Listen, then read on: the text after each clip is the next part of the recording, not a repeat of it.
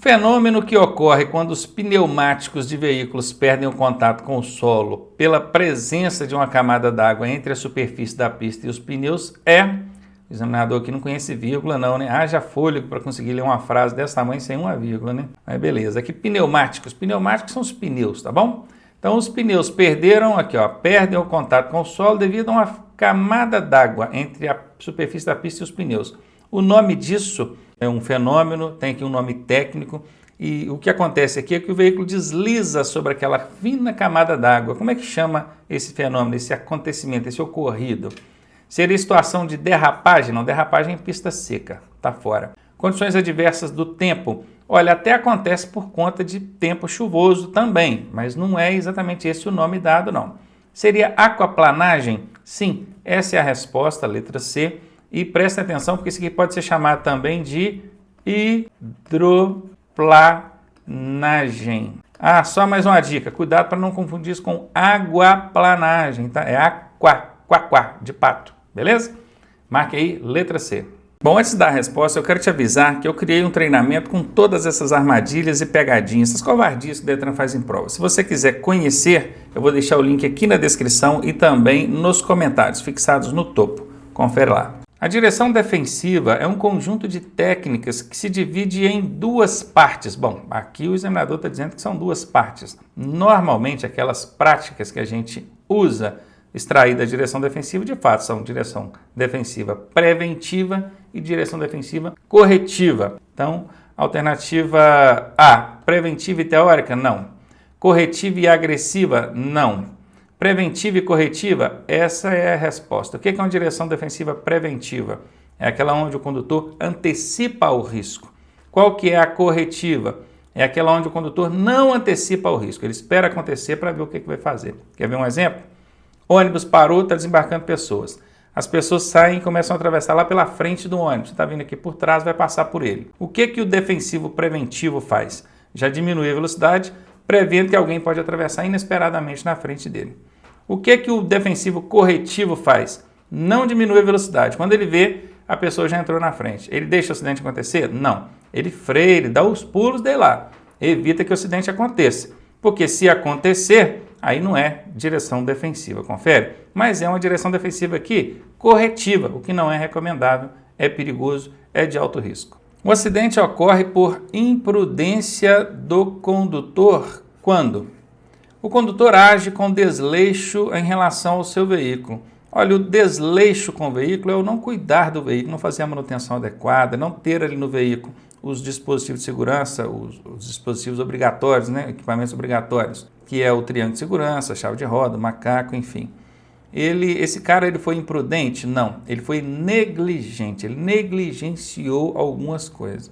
A imprudência está diretamente relacionada à ação, prática no trânsito. Nós temos a imprudência, nós temos a negligência e nós temos a imperícia. Essas três qualificações aí para o condutor, elas estão relacionadas da seguinte maneira: imprudência, ação, atitude, prática do motorista. Negligência, ignorar um fator ou uma adversidade, alguma coisa desfavorável. Imperícia é falta de domínio, falta de controle sobre o veículo.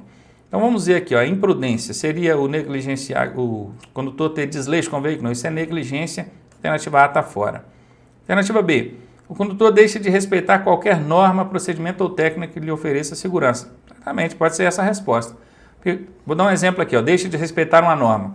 Velocidade máxima para a via, 50, e passou a 70, 80. Uma ação, uma prática, está relacionada à imprudência. Semáforo vermelho não pode passar, a gente sabe disso, mas ele desrespeitou e avançou. É uma prática, uma ação, é uma imprudência. Pode ser essa a resposta. Alternativa C. O condutor é imperito, não precisa nem ler o resto, né? Porque quando falou imperito, já nos remeteu aqui a qualificação imperícia. Falta de controle, falta de domínio, falta de habilidade. Então, o condutor é imperito na prática de direção e todos os conceitos de habilidades, vejam que imperícia é diretamente relacionada à habilidade. A alternativa C não é uma imprudência, é uma imperícia.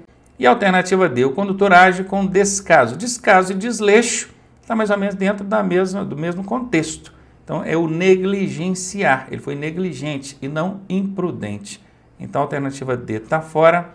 Ele vai ficar aqui, então, com a resposta B. Havendo sinalização por semáforo num cruzamento, em quais condições o condutor poderá fazer a travessia com a luz amarela? Muito bem, então cruzamento, semáforo está no amarelo. Em que condições você pode avançar no amarelo? Bom, primeiro eu preciso esclarecer que não é infração de trânsito passar pelo semáforo no amarelo.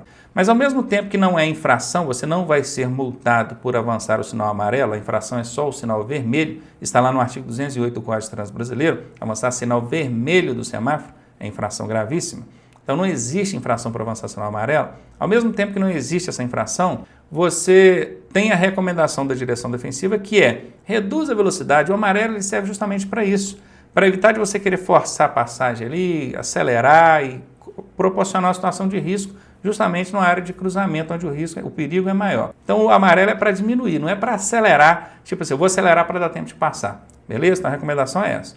Mas existem aquelas situações em que vai acontecer ali a passagem no amarelo e que não foi nenhuma questão de escolha sua, foi uma questão de circunstância. E é justamente isso que a questão está levantando. Quando é que você poderia passar nesse amarelo assim, sem estar oferecendo assim um maior risco? Em nenhuma hipótese? Não. Esse nenhum aqui é uma casca de banana. Para quem estuda com a gente sabe o que é casca de banana. Se você não estuda, aqui embaixo tem o nosso site autoescolaonline.net, clica aí, cursos online, se matricula lá que você vai aprender essa e várias outras técnicas aí de eliminação de questões. Alternativa B. Somente quando não houver redutores de velocidade, o somente também é uma casca de banana. Alternativa B está eliminada. Quando a luz amarela for acionada depois que o condutor já estiver entrando no cruzamento. Exatamente, imagine, ele está vindo, o sinal está verde. Aí ele sobre a faixa de pedestres, ou já transpondo o cruzamento, o sinal muda para amarelo. Ele vai parar sobre a faixa de pedestres? Ele vai parar dentro do cruzamento? Ou ainda que ele não esteja sobre a faixa de pedestres, mas ele está tão próximo que se ele precisar de parar, ele vai ter que dar uma freada brusca. Ele vai fazer isso? Não vai.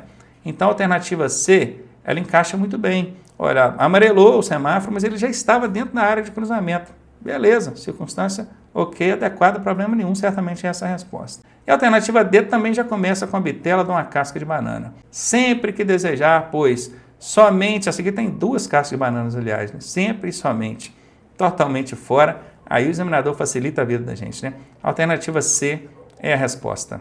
Quando é permitido o tráfego pelo acostamento de uma via? Pô, trafegar pelo acostamento? Que eu saiba, ciclomotores podem trafegar pelo acostamento, bicicletas, mas os demais veículos, a regra geral diz que não. Então, alternativa A. Quando a pista estiver congestionada, então quer dizer que o trânsito está todo congestionado, eu posso transitar pelo acostamento para fugir ali do congestionamento, do engarrafamento, numa linguagem popular? Claro que não. Quando, devido a um problema mecânico, o seu veículo estiver lento, bom, talvez o carro está com problema, aí você foi lá para o acostamento e está transitando pelo acostamento porque o carro está falhando, algum problema mecânico ali? Não.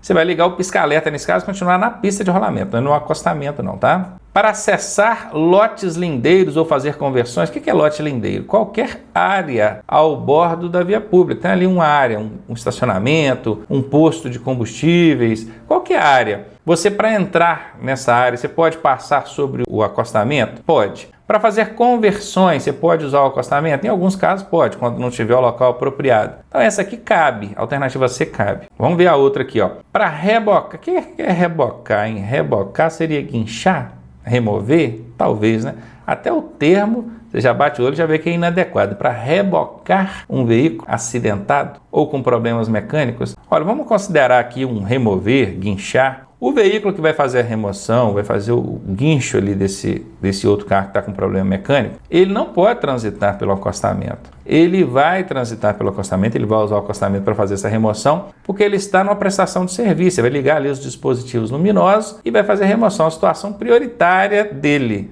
Dá a ele essa condição de fazer esse trânsito. Mas não é qualquer veículo, você chega lá que não cabe. Letra D está fora, letra C mesmo é a resposta. O trânsito sobre passeio e calçadas é permitido para quê? Bom, a regra geral diz que transitar sobre calçada só pedestre mesmo, né? Nem ciclista pode. Mas enfim, para fugir do engarrafamento pode? Bom, então quer dizer que o trânsito é engarrafado, você pode transitar sobre a calçada, sobre o passeio, tudo bem? Claro que não, a alternativa A está fora. Para apanhar passageiros ao ônibus, o coletivo, vai encostar ali, ele pode encostar sobre o passeio, sobre a calçada, ou mesmo o condutor de um automóvel.